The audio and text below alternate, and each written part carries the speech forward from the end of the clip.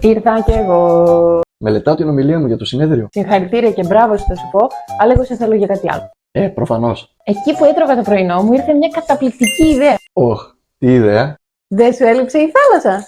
Όχι. Τέλεια, γιατί και εμένα μου έλειψε. Πώς θα σου με φαινόταν μετά από εδώ να πηγαίναμε ένα μικρό ταξιδάκι? Μα και τώρα έχουμε έρθει ταξίδι στα Γιάννενα. Ναι, άλλο αυτό. Μα και τον προηγούμενο μήνα είχαμε πάει ταξίδι στην Κύπρο. Ναι, άλλο αυτό. Και τον προηγούμενο ήμασταν στη Θεσσαλονίκη. Ναι, άλλο κι αυτό. Τώρα λέω να πάμε κάπου πιο κοντά. Πού?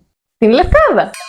Πολύ κοντά. Καλά, άσε με να μελετήσω τώρα και τα λέμε μετά το συνέδριο. Και επειδή ξέρω ότι έχεις δουλειά, ποιον σκέφτηκα? Εσένα σκέφτηκα, βρε! Και είπα να μην σε ζωρίσω να έχεις να σκέφτεσαι και αυτό, οπότε έκλεισα ήδη τη διαμονή μας.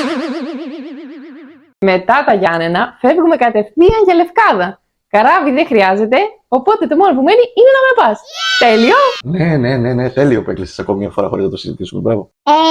Δεν είναι αυτό που νομίζεις.